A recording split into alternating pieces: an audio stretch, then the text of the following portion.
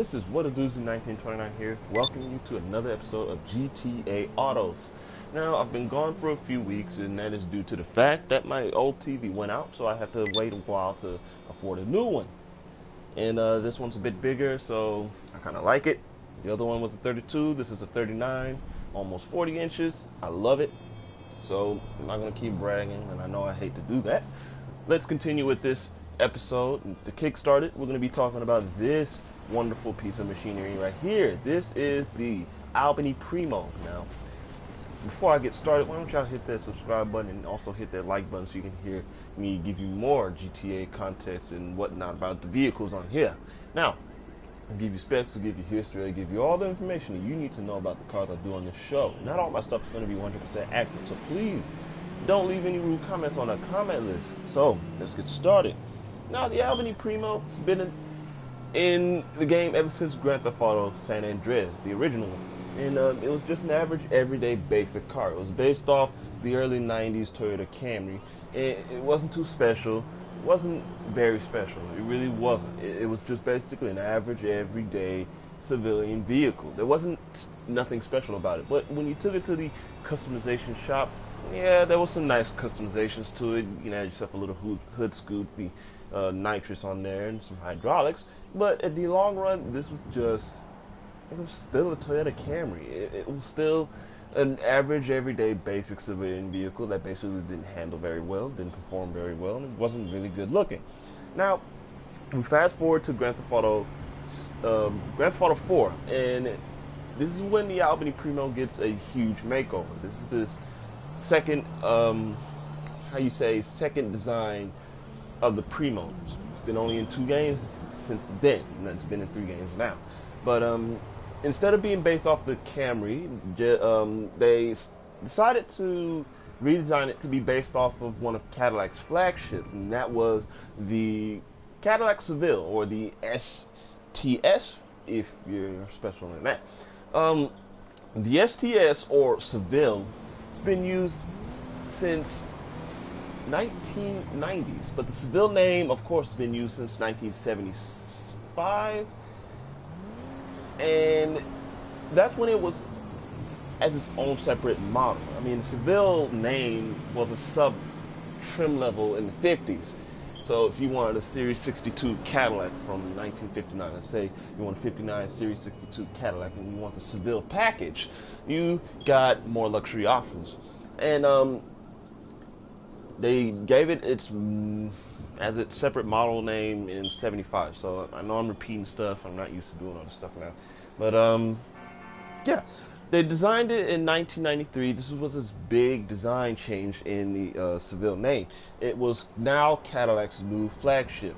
The DeVille was starting to downsize a bit, and basically they gave this car all the attention. What Cadillac did was they gave it its brand new Northstar V8. Now, the Northstar V8, if you're a car guy, you know that is probably one of General Motors' worst engines in history. It was one of them. I'm not saying it was, because to me the Iron Duke was the worst engine in history. But the Northstar V8 was right there behind it.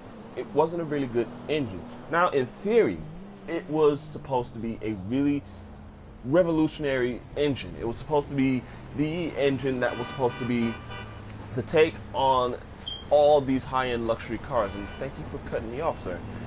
And in theory, it did that.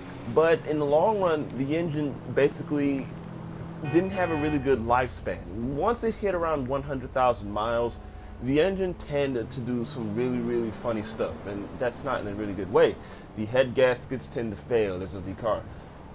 Of the engine. So, in the long run, as it aged, it really wasn't a good engine. And they kept on using this engine until it was finally used in the final car, which was the, I think it was the Cadillac DTS. And it just really wasn't a really good engine. The Cadillac STS, or the Seville, basically was trying to compete against the BMW 740i, the Audi V8, the Mercedes-Benz 400e, the Lexus LS 400 that was new at the time, and the new Infiniti Q450 450, the Q45, and basically out of all those cars, the Cadillac Seville was the cheapest. At $41,990, it was the least expensive. All these other cars, the BMWs was $54,000, the Audi was $56,000, the Mercedes-Benz was $56,000, the Lexus was $46,000, and the Infiniti was a whopping $45,000. So, out of all the cars, this was the cheapest one to buy back then, and this was really a cool car back then. It was a nice revolutionary car. The Northstar V8 might have been a bad engine, but when it was new, it did serve a purpose. It was a really well put together engine, but like I said before, as it aged, it didn't do so well with the car. So it performed really well. The performance was really good. It was decent for the time. Over 200 brake horsepower, 0 to 60 in around 7 seconds. This was average back in the day. It was quick back then, but in today's standards, that's nothing. But it was front-wheel drive. Out of all the cars, this was the only front-wheel driven car, and basically, this car really did show itself off back then. It did a lot of sales. They were selling a lot. They were selling hundreds of thousands of units each year until 2004. So basically, the Seville really did end itself off on a good note. Now, the Primo on here, Rockstar made it to be able to be customizable at Benny's. There's nothing wrong with it. To be honest with you, I think they should have done this a long time ago. And the Primo it's not a bad freaking car. It's not a bad car.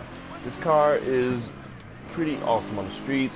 It handles pretty well. It handles like a performance car. This thing can really get up to speed really quick once you put the.